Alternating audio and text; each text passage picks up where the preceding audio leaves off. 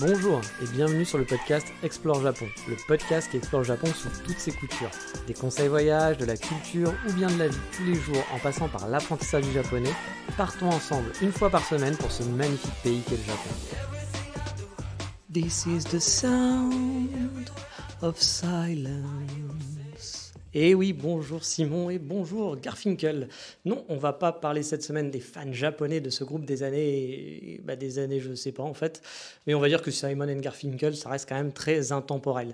Donc non, on va parler de silence, ou comme l'autre dirait, vous le connaissez tous, mais taisez-vous, taisez-vous. Mais avant toute chose, on va faire le sommaire de l'émission. Et on va faire du bruit avec des travaux, enfin plutôt le résultat de travaux, en parlant maison et architecture au Japon. On va être dans un très bruyant et animé couloir à Ebisu, et pour finir, on va génocider des populations à tour de bras en criant « génial, génial », en criant « oui, génocidons ». Ouais, je vous rassure, hein, c'est virtuel. Mais avant toute cette agitation, je vais vous demander de faire le silence. Oui, le silence. Car oui, vous le savez, le Japon, c'est un pays qui, dans l'ensemble, est assez silencieux, tout en étant, un petit peu bruyant. Vous vous souvenez de mon épisode Les bruits et les odeurs au Japon, où je vous parlais des bruits que j'aimais beaucoup au Japon et de cette ambiance particulière que j'aime tant. Hein.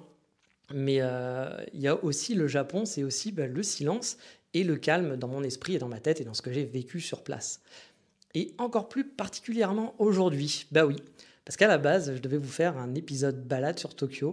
J'avais mis ça dans mon petit planning, mais en étant à Budapest depuis à peu près 2 semaines, je crois, ou 3 semaines maintenant, et ça fait environ 1 semaine que j'ai un voisin, mon voisin du dessus, italien, qui fait des fêtes tous les soirs et qui tape du pied avec ses amis à chaque fois qu'il parle. C'est un Italien, donc il faut qu'il bouge, c'est important pour lui, pour l'Italie. Et il a une voix insupportable, il parle comme ça, Giacomo, etc. Donc c'est vraiment super relou, j'ai l'impression. Pour vous dire, mon appartement se situe donc dans une rue de la Soif, une rue vraiment qui est très animée à Budapest, dans le centre-ville. Il y a des musiques de bars partout, il y a beaucoup de bars. Il y a des jeunes qui font pump it up et qui parlent fort jusqu'à 2-3 heures de la nuit. Mais tout ça, moi, ça ne me dérange pas du tout. Les fenêtres sont bien isolées. Alors oui, on entend le brouhaha, mais ce n'est pas ce genre de bruit qui me dérange. Par contre, là, mon voisin du dessus, jusqu'à 4-5 heures du matin, il fait du bruit, il tape des pieds. Dès qu'il marche, on a l'impression qu'un troupeau d'éléphants se déplace dans l'appartement. Et depuis 5 jours, c'est un vrai enfer chez moi. J'arrive pas à dormir quasiment. Enfin, en tout cas, je peux dormir, mais dès qu'il rentre à la maison, ça me réveille et ça m'énerve parce que je ne supporte pas les gens impolis. Et donc, c'est surtout que ça m'énerve. Mais bon, les Italiens sont pas aussi, vous le savez, les rois de la discrétion. Je vous ai déjà parlé de cette anecdote dans un café au Japon où c'était une ambiance hall de gare, gros brouhaha, c'était vraiment horrible, c'était vraiment très chiant. On en avait plein la tête. Alors je me doutais que c'était un groupe de touristes qui étaient ici, qu'ils étaient nombreux, genre je sais pas, une dizaine, une vingtaine. Puis d'un coup, je vois un couple d'Italiens se lever pour aller payer et s'en aller. Et là, le silence, le calme plat. Le sound of silence, comme on dit, 2 Italiens qui faisaient l'équivalent, en gros, de bruit de 40 personnes, alors qu'il y avait 40 Japonais qui faisaient l'équivalent d'un petit doigt d'Italien en termes de bruit. C'était quand même assez impressionnant, mais pas dans le bon sens, vous l'aurez compris. Alors oui, vous l'aurez compris, j'aime pas trop les Italiens, c'est basique, c'est pas sympa, mais bon, je les trouve vraiment trop bruyants en général et trop expansifs, trop latins. J'ai pas du tout moi je suis plus team Japon ou gens du Nord avec la discrétion, le fait de respecter les autres. Et c'est vrai que les latins, on a ça dans le sang, on fait aussi partie avec les Espagnols de cette de ce typologie de personnes qui parlons très fort, qui aimons nous faire voir et qui aimons en faire des caisses. Et c'est pas mon truc, voilà. Et là, j'ai l'impression qu'ils vivent H24 dans mon appartement, à côté de moi. Je connais leur emploi du temps par cœur, parce que je les entends marcher, je les entends partir, revenir.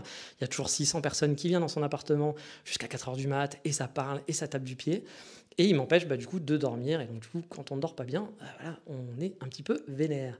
Et bien sûr, quand je vais taper à leur porte, pour leur dire, s'il vous plaît, vous pourriez faire un petit peu moins de bruit, ils font les petites comme on dit, et répondent pas, voilà. Comme s'ils n'étaient pas là, c'est genre, ah, non, il y a quelqu'un qui parle, il faut qu'on se cache, on a peur, on est 15 dans l'appartement, mais mon Dieu, il est tout seul, il fait 1m20, oh là là, qu'est-ce qui va nous arriver ? Donc voilà, la politesse, la courtoisie, on connaît. Dans les pays européens, c'est pas forcément ce qui nous définit le mieux. Mais bref, pourquoi je vous parle de tout ça ? Eh bien parce que du coup, tout ce bordel m'a rappelé comme le Japon est un pays calme et forcément, ça me manque encore plus ces jours-ci. Et je me suis dit que c'était le bon moment de faire un épisode là-dessus. Et vu qu'on parle de mon Airbnb à Budapest, comparons avec mon expérience d'habitation au Japon. J'ai vécu dans 2 appartements, dont un était même une petite mini-maison, on va dire. Et dans mon premier appartement, j'avais été vraiment choqué par l'absence totale de son chez mes voisins. J'ai habité Paris, hein, donc je connais les murs épais comme du PQ où vous entendez votre voisin faire caca, bah oui, ou atchoumer tout simplement, comme s'il était dans votre appartement. Et là, au Japon, dans mon appartement, je me suis vite étonné, mais vraiment dès les premiers jours, de n'entendre pas un seul bruit chez mes voisins. Mais quand je dis pas un bruit, c'est vraiment pas un bruit, hein. Il n'y avait pas de télé de fond, pas un fond musical, vous savez, un vraiment très très fond musical où vous dites, bon, il y a quelqu'un qui vit à côté, c'est pas gênant, mais vous entendez un petit peu de bruit de vie, quoi. Bah rien, il y avait vraiment rien de rien. Du coup, bah moi, j'étais un peu hyper en stress de faire du bruit et de mettre la télé un peu trop fort ou autre, d'être le relou de l'immeuble, en gros, en quelque sorte, hein. Bon, vous me connaissez un petit peu maintenant, vous savez que je suis du genre à aimer le respect et me mettre un peu à la place des autres. Donc, je suis plus du genre à demander à mes potes, par exemple, de baisser la musique le soir s'ils sont chez moi ou de parler moins fort quand, voilà, quand on fait une petite soirée à la maison à partir de minuit qu'à faire du wouh, pampera, bella ciao, ciao, ciao, en hurlant dans le couloir, parce que oui, les Italiens, au passage, chantent du bella ciao avec ses potes. C'est quand même super cliché. Enfin, j'étais là en train de dire sérieusement, les gars. Enfin, moi, quand je vois mes potes français à l'étranger, je suis pas en train de faire quand il me prend dans ses bras. Ben non, on fait pas ça, quoi. Enfin voilà, bref, c'était un petit peu ridicule. Mais bon, ça m'avait vraiment impressionné, voilà, ce fait qu'il n'y ait pas de bruit du tout dans mon immeuble. Et je ne vous dis pas que tous les appartements japonais sont calmes, hein. Je suis sûr qu'il y a des contre-exemples. Mais que ça soit dans mes Airbnb en voyage ou dans mes 2 appartements sur Kyoto, j'ai été vraiment impressionné par ce calme qui habite les maisons. Pour vous dire, j'ai été de mémoire, enfin, de mémoire, pardon, j'ai été dérangé 2 fois par du bruit, je pense, en 2 ans de vie au Japon. Alors, une fois, c'était ma voisine slash propriétaire, mais je crois que je vous ai déjà raconté cette anecdote dans un autre épisode, qui a pété un câble vraiment pour je ne sais quelle raison, mais a priori, elle avait dû avoir une vraie mauvaise nouvelle, car elle est devenue une vraie furie. J'avais jamais entendu quelqu'un hurler à la mort et pleurer et fracasser tous les murs comme ça. Vraiment, c'était une furie, comme on peut voir dans les films d'horreur japonais. Elle a pété un câble totalement. Alors bon, même si c'était pas très agréable à vivre pour moi, parce que c'était un petit peu flippant, ce soir-là, je dois l'avouer, je vous avais raconté un petit peu comment ça s'était passé. Bon, je le classe quand même dans l'anecdotique, parce que ça arrive, voilà, comme de faire une fête. Bon, un jour, ça se passe mal, vous vous engueulez avec votre copine, vous apprenez que votre chien Pipou est mort, bah voilà, vous pétez un câble, et bah oui, c'est normal, ça arrive, on va pas aller voir en disant « Oh, t'arrêtes de faire tes conneries ». Bon, voilà, comme de faire une soirée de temps en temps, c'est chiant quand vous êtes le voisin, mais si c'est de temps en temps, on accepte, c'est pas grave. Et la deuxième fois, c'était toujours dans cet appartement où j'ai eu des travaux juste en dessous de ma fenêtre de 2 heures à 4 heures du matin. Alors oui, les travaux alors, à 2 heures et 4 heures du matin, j'avoue, j'étais pas préparé pour ça, mais au Japon, ça arrive. Car oui, le Japon, ça a beau être le monde du silence, mais pas toujours. Vous vous en doutez bien.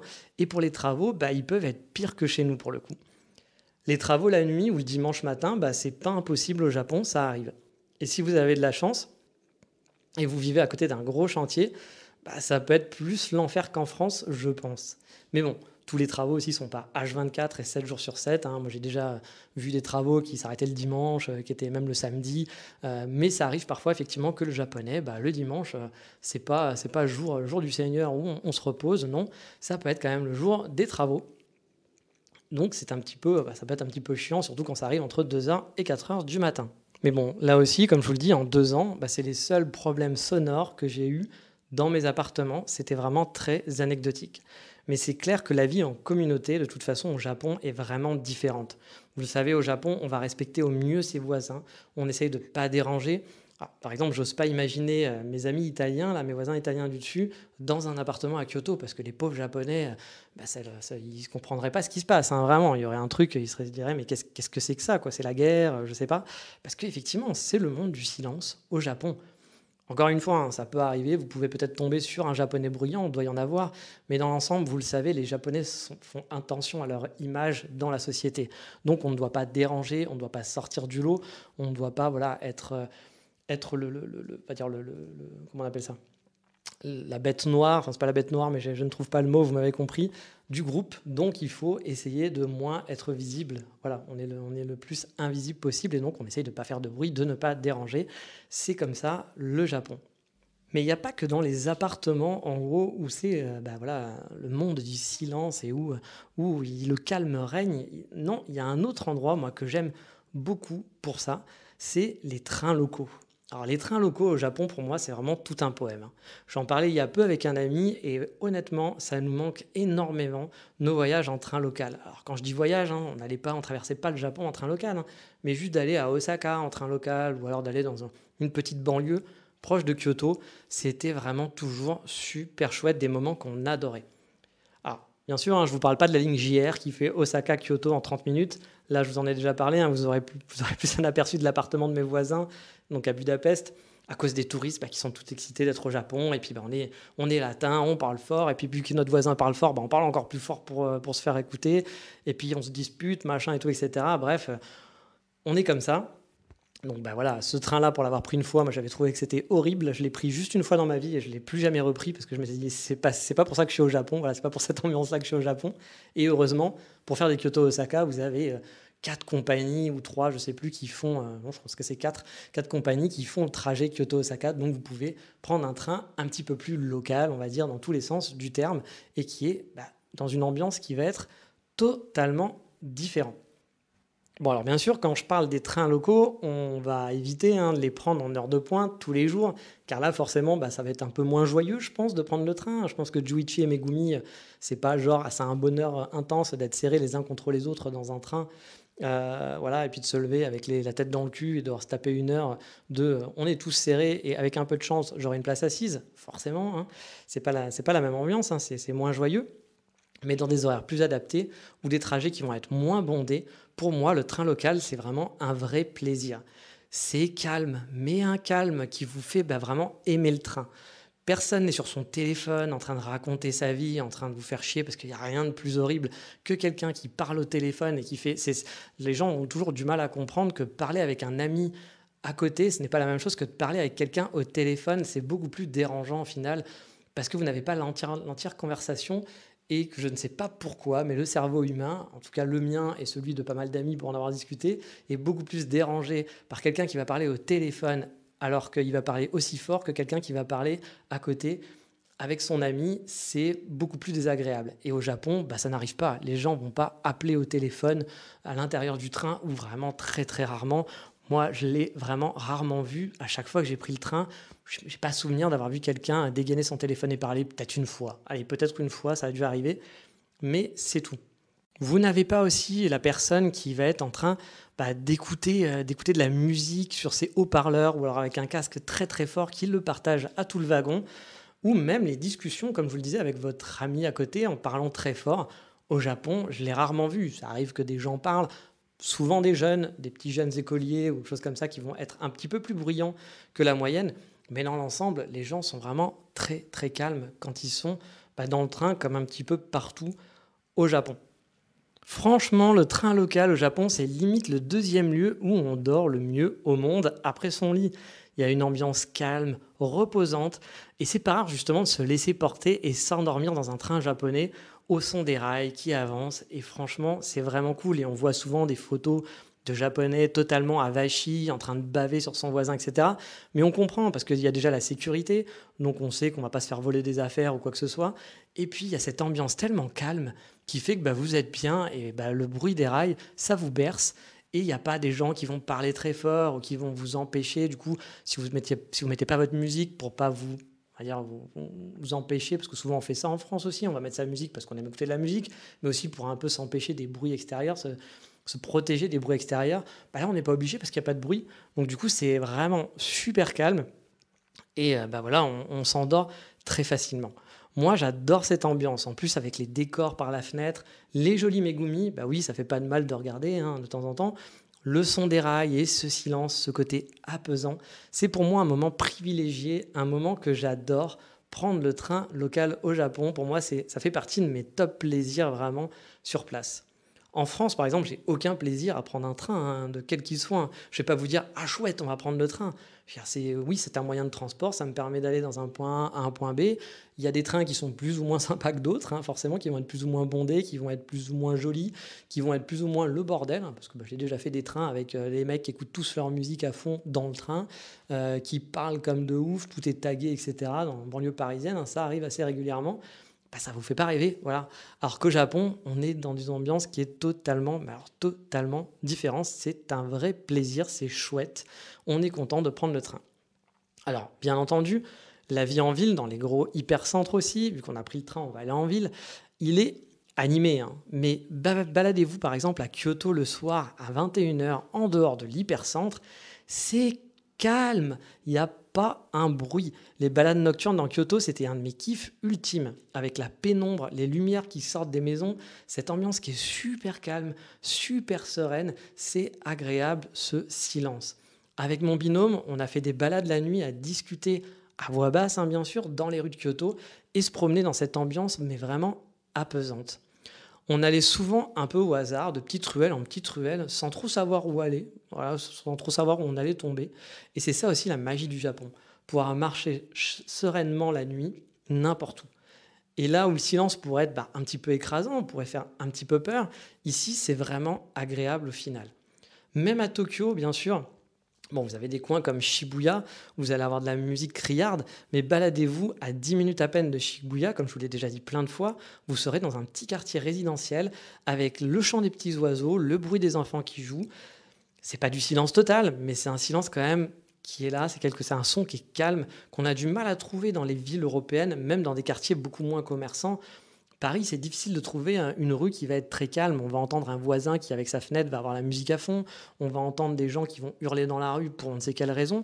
Même dans un quartier qui n'est pas très animé, ça arrive aussi, bien entendu. Mais en comparaison, je trouve que ça n'a strictement quand même rien à voir, ce calme et ce silence qu'on peut trouver, bah, un petit peu partout au Japon. Par exemple, ma balade préférée, je vous en ai déjà parlé, à Tokyo, c'est la nuit de Chatty Chatty, le resto à burger qui est à Shinjuku, jusqu'à Fuglen pour me faire un petit umeshu dans mon coffee shop préféré. En longeant les rails de chemin de fer, je l'ai souvent fait, hein, vers 21 h 22 h. On est donc quand même entre Shinjuku et Shibuya, qui sont des quartiers qui sont quand même bruyants, où il y a du monde, etc. Mais ce petit chemin est tellement calme, et c'est vraiment calme de se balader dans ces rues. À part les bruits de train, on n'entend vraiment pas grand-chose. Bon, bien sûr, il y a quelques voitures, hein, mais contrairement à Paris, ils ont pas la klaxonnité aiguë, par exemple. Combien de fois j'ai entendu à Paris et j'ai vu des mecs tout seuls sur la route, il est 4 heures du mat, il n'y a personne, vous êtes en train de rentrer chez vous après une soirée, et vous voyez un mec en voiture passer, et il klaxonne, pour aucune raison. Vous ne savez pas pourquoi, je pense qu'ils ont des manques de klaxonite, c'est un besoin. Et le klaxon à Paris, c'est un sport national, par exemple, hein, c'est un truc... Voilà. Passer une journée sans entendre un coup de klaxon à Paris, je pense que vous serez mon héros. Et on va rester dans la rue, parce qu'en 2 ans et demi de Japon, j'ai rajouté les vacances, hein, passées sur place, j'ai, je pense, quasi jamais vu de mec s'engueuler ou simplement hurler dans la rue. Ça, je crois pas que ça me soit arrivé. Chez nous, bah, ce genre de personnes, hein, qui vont hurler en pleine rue bondée pour dire «Hey Michel, je suis là, tu viens là? Au fait, t'as pris tes clés?» Enfin voilà, on n'a pas de gêne, quoi. C'est comme ça, et c'est pas grave, puis ça va gêner personne, ça va être normal quasiment pour tout le monde. Il n'y a pas de gens aussi qui vont écouter leur musique, comme je vous le disais, en haut-parleur, en marchant, ou qui vont parler au téléphone en haut-parleur aussi, parce que ça, c'est devenu un classique. Maintenant, on a besoin de partager la conversation voilà, de son ami. Il faut que tout le monde entende qu'on est en train de dire « Eh ben, hier, j'ai mangé des macaronis et c'était bien. » Voilà. Bon, alors pourquoi j'ai fait l'accent marseillais, je ne sais pas, mais n'oubliez pas que j'ai habité dans le Sud et que j'aime beaucoup l'accent marseillais. Je ne me moque pas, hein, j'avais l'accent marseillais avant, hein, donc je serais très mal placé pour me moquer de cet accent. Et j'adore faire des accents, donc c'est ma passion. Voilà. Il n'y a pas de métier, hein, comme ça, donc hélas, je ne peux pas faire ça, mais voilà. Donc désolé si vous ne le prenez pas mal, hein. Donc voilà, il y a pas de, comme je disais, il n'y a pas de gens qui vont écouter leur musique à fond en marchant. La plupart du temps, les rues sont calmes. Même quand il y a du monde, je me suis jamais dit quelque part au Japon, oh là, c'est bruyant, j'en ai marre, viens, on s'en va de là parce que c'est super bruyant, quoi. Bon, bien sûr, hein, j'enlève quelques quartiers spécifiques, hein. Si vous vous baladez à Akihabara avec les camions publicitaires d'Idol qui circulent et la musique qui va faire comme ça à fond les ballons, bon, c'est sûr que là, c'est quand même bruyant, surtout si, comme moi, c'est pas votre genre de musique. Forcément, vous n'allez pas vous dire ah, c'est le monde du silence. Non, là, dans ces quartiers-là, on dépasse bien sûr dans les quartiers français, souvent dans ces quartiers-là. Mais ce sont des petits quartiers, c'est des gros quartiers, mais c'est comparé à la ville, comparé aux grosses villes, c'est rien. Voilà, c'est pas grand-chose dans l'immensité de Tokyo. C'est des points stratégiques de Tokyo qui sont bruyants. Tout le reste est très très calme. Et vu qu'on parle de musique, voilà, avec les idoles, comme je vous disais, j'ai un ami qui m'a parlé du sujet. En fait, je lui ai dit, bah tiens, je vais parler du sujet. Je lui ai dit, est-ce que toi, tu as des idées par rapport au silence au Japon? Je lui ai dit, voilà, moi, je veux parler de ça, ça, ça. Et toi, est-ce que ça te fait, quand je te dis ça, à quoi ça te fait penser? Est-ce que tu as des anecdotes? Et il m'en a sorti une qui, j'avoue, moi, ne me serait pas venue tout de suite en tête. Mais il m'a parlé des musiques dans les magasins. Comme je le dis, moi, c'est pas quelque chose que j'ai spécialement remarqué, même si vous savez, si vous écoutez les podcasts, que j'adore les musiques de merde, enfin ce que j'appelle des musiques de merde, hein, et les génériques à la con au Japon dans les magasins, genre big big big big camera, ou alors les musiques bon tant pis dans les supermarchés. Et pour lui, bah, il trouve aussi que les musiques dans les magasins japonais en général sont plus calmes et reposantes. Que ça va être un peu plus, vous voyez, du jazz ou des musiques d'ambiance, ou de l'ambiance, justement. Et non pas le dernier Jules ou le je ne sais quelle chanteuse de R&B ou le groupe pop du moment très criard. Du coup, ça donne une atmosphère plus relaxante et apaisante. Pour lui, en tout cas, c'est quelque chose qui l'a marqué par rapport à la vie en France comme on la connaît. Alors moi, j'avoue, j'ai pas vraiment d'avis sur le sujet. J'ai pas eu cette impression. Mais dans l'ensemble, partout, le silence est quand même beaucoup plus présent. Les gens sont beaucoup plus respectueux, vous le savez, hein, je vous apprends rien. Et c'est vraiment une des choses, moi, qui me manque le plus dans ma vie de tous les jours. Et bon, encore plus ces jours-ci, vous l'avez compris. C'est même pour ça que j'avais fait un épisode, voilà, j'avais prévu voilà, de vous faire un épisode balade. Mais avec ce qui s'est passé là depuis une semaine, tous les soirs, voilà, à 2h du matin, 4h du matin, même avant, hein, parfois, hein, ils font la fête, ils chantent comme des fous, ils tapent des pieds partout à longueur de journée, ça fait vibrer les murs. Et c'est vrai que ça m'a fait penser, bon, outre le fait que ça m'énerve, hein, vous vous en doutez, mais outre ce côté-là, ça m'a fait penser effectivement au Japon. Je me suis dit, mais c'est vrai qu'au Japon, c'était pas du tout ça, et que c'était l'inverse. Moi, j'étais en train de me dire, mais est-ce que je fais pas trop de bruit dans mon appartement? Parce que j'avais vraiment l'impression qu'il y avait zéro son. C'est-à-dire que même là, enregistrer un podcast et vous parler et que ça résonne, je me serais dit, ah mais je vais déranger mes voisins, parce que vraiment, il n'y avait pas de son, on n'entendait personne parler, on n'entendait pas un bruit. Et c'était quand même assez impressionnant. Donc, on avait tendance, moi j'avais tendance à me dire, il faut faire attention. Je fais déjà attention de base, mais là, j'aurais fait encore plus attention, c'est sûr. Et c'est vrai que ce monde du silence, au Japon, il existe en partie, et c'est aussi pour ça, parce que c'est calme, que ça fait partie aussi du côté apaisant du Japon. J'en ai déjà parlé, hein, mais c'est un point très important pour moi. Le côté effectivement très apaisant, le côté que c'est très sécuritaire, que vous pouvez marcher n'importe où, et que quand vous êtes dans les rues, quand vous êtes chez vous, il y a un côté très très calme. On va pas dire zen, hein, parce que ça serait très cliché, mais il y a un côté vraiment qui est très apaisant de vivre au Japon. Tout est facile, tout est pratique dans l'ensemble. Et bien sûr, encore une fois, on généralise, hein, il y a aussi des moments qui sont compliqués, il y a aussi des moments qui sont pas top, il y a aussi des choses bruyantes parfois. Mais dans l'ensemble, c'est vrai que vous vous sentez plus reposé, plus apaisé. Mais voilà, pour cet épisode qui n'était donc pas prévu, on a fini pour le focus, hein. Le prochain épisode, je vais quand même essayer de me faire une balade sur Tokyo, parce que ça fait longtemps qu'on n'a pas fait de balade ensemble, et donc de reprendre son petit sac à dos et de vous faire découvrir un petit quartier. Mais restez encore, l'épisode n'est pas fini, hein. On va faire du bruit, voilà, on va faire du bruit maintenant. Fini le silence, parce que dans les prochaines rubriques, on va parler justement de choses bruyantes. Et maintenant, on va passer, comme d'habitude, à l'insta de la semaine.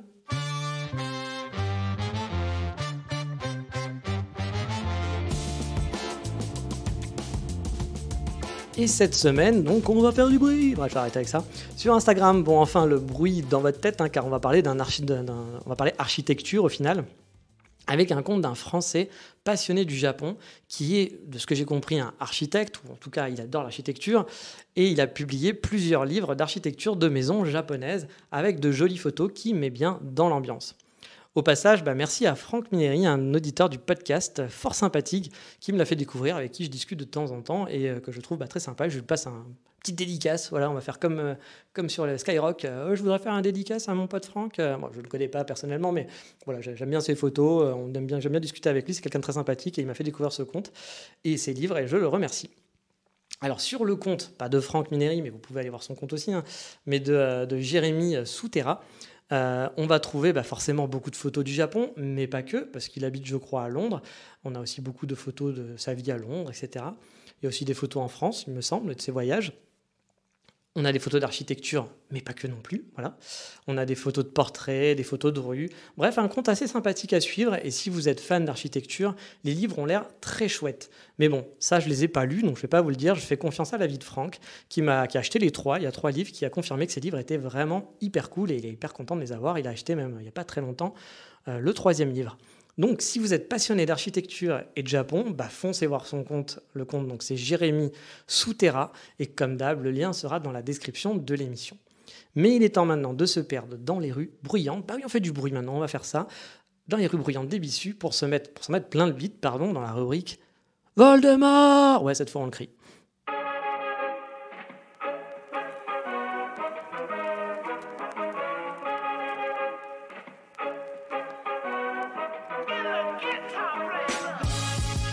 Et donc oui, cette semaine, on file dans le quartier d'Ebisu, donc à Tokyo, à quelques pas de la gare, dans une mini-ruelle, slash quartier, slash presque couloir, donc à Ebisu Yokocho. Alors là, vous dites, mec, il nous a dit slash couloir. Qu'est-ce qui lui prend? Il est un peu con. De quoi il nous parle? Il parle de couloir. Bah oui, je vous parle de couloir, car en fait, vous avez emprunté une rue, mais qui n'en est pas une. Enfin, c'en est une un peu, mais ça ressemble plus à un couloir d'immeuble, tout sinueux. Enfin, c'est peut-être une rue, je pense, mais voilà, je sais pas, entre un rue et un couloir. J'y suis allé qu'une fois, donc j'avoue que mes souvenirs sont un peu flous. Mais je sais qu'à l'intérieur, on a vraiment plus l'impression d'être dans un couloir d'immeuble rempli de guérites pour manger de part et d'autre du couloir. C'est assez fou comme ambiance. Alors, c'est fait de briques et de broc et vous avez tout type de restaurants. Il y a peut-être une vingtaine, voire plus, de mini-restaurants, stands bordéliques, vous avez le choix. Du coup, en mode touriste, c'est hyper dépaysant. C'est le dépaysement assuré pour se faire une soirée entre amis et c'est vraiment pas mal. Bon, après, n'ayez pas peur de sentir le graillon. Et en temps de Covid, ça ne doit pas être le meilleur spot, honnêtement, parce que c'était quand même des gens très rapprochés. Il n'y avait pas beaucoup de place, tout le monde était les uns contre les autres. Mais franchement, c'était très, très chouette. J'ai passé de très bons moments là-bas avec 2 amies françaises, dont une qui vit à Tokyo depuis 7-8 ans, et c'est elle qui m'avait fait découvrir cet endroit. Elle connaît la ville comme sa poche. Après, je suppose que cette attraction est une attraction touristique, parce que vu la tête du lieu, je pense que ça doit être dans tous les guides, les Lonely Planet et compagnie. Niveau bouffe, comme je vous l'ai dit, il y a tout. Nous, on était en mode un peu yakitori, enadame, izakaya, quoi, en gros, et camembert grillé. Bah oui, on est français, camembert grillé. Et franchement, le camembert grillé, c'était une vraie petite dinguerie, surtout quand on habite au Japon. C'était à l'époque où j'habitais, et du camembert, on n'en mange pas souvent. Et là, j'avoue, j'ai bien kiffé manger mon petit camembert grillé. C'était vraiment chouette. Alors, ne voyez pas cette rue comme des restaurants dans lesquels on rentre. Là, on est vraiment, tout est ouvert, un peu comme un food market. En gros, vous mangez dans le couloir et c'est vraiment difficile de circuler. Les cuisines sont juste derrière vous. Vraiment, c'est atypique. C'est le genre de truc qu'on vient voir quand on est au Japon, au final, en mode touriste. Ça fait des jolies photos, ça fait des jolis souvenirs et on se dit, on est au Japon, même si c'est un peu cliché. C'est le Japon, il y a aussi le Japon, c'est ça. Et voilà, ça fait plaisir. C'est un endroit qui est vraiment chouette à découvrir. Après, c'est pas non plus là qu'on va le mieux manger et où on va passer la soirée la plus sympa entre amis. Parce que c'est bruyant, il y a beaucoup de jeunes aussi en costard qui tentent de draguer une petite Megumi ou deux. Par exemple, petite anecdote, on a vu ce que j'appelle un cas classique, 2 petits Megumi qui se sont fait accoster et qui ont du coup mangé avec des jeunes en costard qu'elles ne connaissaient pas a priori. Des petits jeunes en costard prépubères. Vous voyez, genre la vingtaine, c'est leur premier travail, on gagne les premiers dineros, on est le roi du monde. Et une fois bien repus, ils ont fait leur petite soirée, et ça se dragouillait, mais bon, à la japonaise, ça allait pas très loin. Les 2 jeunes filles se sont parties direct en disant allez, salut, au revoir, salut les gars, sans payer bien entendu. Et les garçons se sont retrouvés, pardonnez-moi de l'expression, mais comme 3 cons, voilà, comme des petits puceaux à avoir régalé pour rien. Voilà. C'était très drôle parce qu'en plus on voyait qu'ils étaient un peu en mode on s'est fait niquer, mais sans trop vraiment le montrer. Mais on voyait qu'ils étaient un peu déçus, quoi. Et ça avait pas mal choqué mes potes français, je me souviens à l'époque. Mais moi, perso, je connaissais ce genre de comportement. J'avais déjà vu ça, j'en avais déjà entendu parler. Donc pour ma part, ça m'avait plutôt amusé, car quand j'ai vu les filles en fait se faire draguer et s'incruster très facilement dans la table de ces petits japonais, je me suis tout de suite dit que ça finirait comme ça au vu de la situation. J'aurais pu avoir tort, mais là, j'ai eu raison. Mais bon, on va pas résumer ce lieu à cet événement, hein. Franchement, si vous avez l'occasion et que vous avez envie de manger de façon bordélique dans un couloir sinueux qui sent bon la viande grillée et toutes sortes de plats, vous allez être aux anges. Malheureusement, j'ai pas fait beaucoup de photos, mais comme d'habitude, j'en mettrai quelques-unes sur mon Patreon. Et si vous voulez soutenir le podcast et que vous ne connaissez pas mon Patreon, il suffit de faire patreon, patreon.com/explore Japon tout attaché. Vous pouvez soutenir le podcast. Le minimum à donner, c'est 2 € pour être abonné. Et c'est 2 € par mois donc. Et du coup, vous avez accès aux photos que je poste et aux informations complémentaires. Et puis, c'est pour soutenir le podcast tout simplement et les frais que j'ai. Si vous appréciez et que vous pouvez vous le permettre, tant mieux. Si vous ne pouvez pas le permettre, eh bien, je comprends totalement. Il n'y a aucune obligation. Mais voilà, maintenant qu'on a bien mangé, on va pouvoir génocider des peuplades par milliers dans mon coup de cœur de la semaine, parce que oui, on aime génocider sur Explore Japon.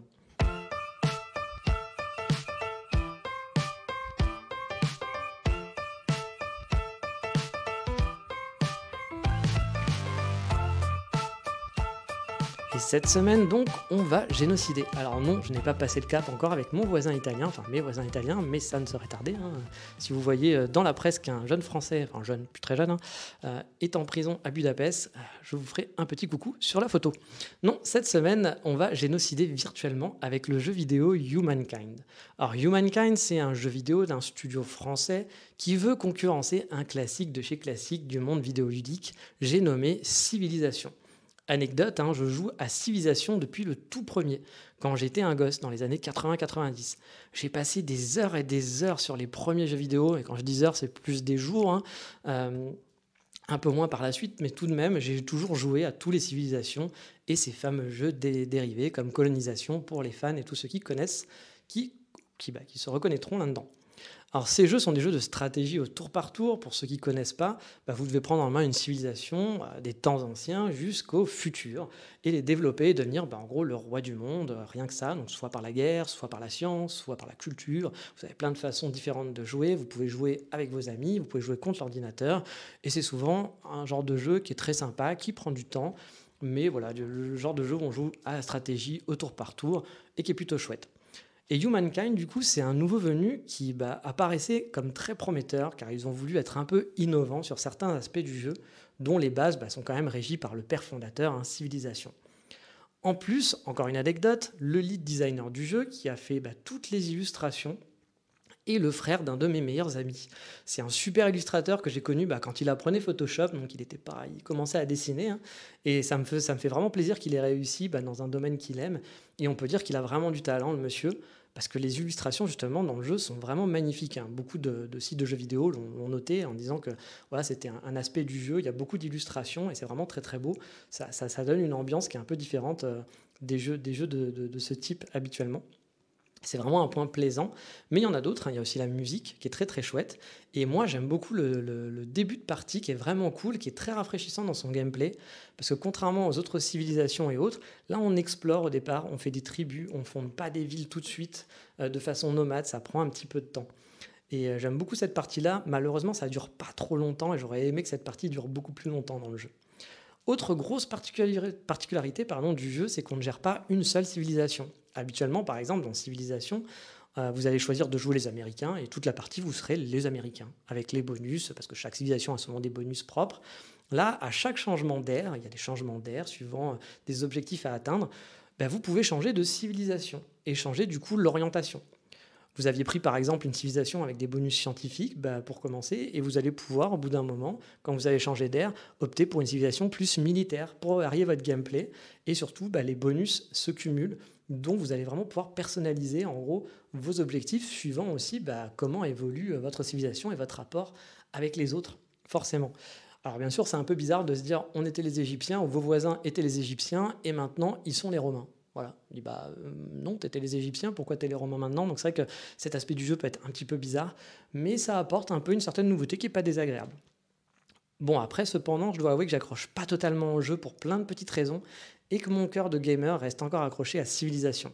Le fait d'être très limité, par exemple, dans le monde de ville me peine beaucoup. Même si le système de ville est très différent là aussi, et qu'il y a des choses très originales, Moi, j'avoue, dans ces jeux-là, j'aime bien créer des villes et avoir un grand empire. Je ne suis pas forcément faire la guerre, faire trop de stratégie, mais j'avoue, j'aime bien créer des villes et m'étendre un peu partout. Avoir toute la carte à moi et de faire des villes sur tous les continents, bah là, c'est un peu plus compliqué, c'est plus limité. Et puis pour des petites raisons, j'avoue, ne pas trop accrocher vraiment totalement au jeu pour quelques petites raisons comme ça. Cependant, bah, ça reste quand même un bon jeu qui est rafraîchissant, qui change un peu les codes du genre, et donc on peut applaudir pour ça. Et puis bon, c'est leur premier Civ-like, comme on dit, même si c'est pas leur premier jeu. Il y a donc à parier qu'ils pourront sûrement s'améliorer dans les futurs updates, et voilà, dans un futur peut-être V2 du jeu, si le jeu a bien marché à travers le monde. Mais voilà, c'est fini pour aujourd'hui. Ce coup de cœur, je vais retrouver mes voisins bruyants malheureusement et vous souhaiter à tous de passer de très bons moments en vous disant dans 2 semaines pour le prochain épisode qui sera a priori, sauf changement de dernière minute, cette fois une balade. Et comme d'hab, je vous dis à bientôt pour le prochain épisode. Ciao, bye bye, matane.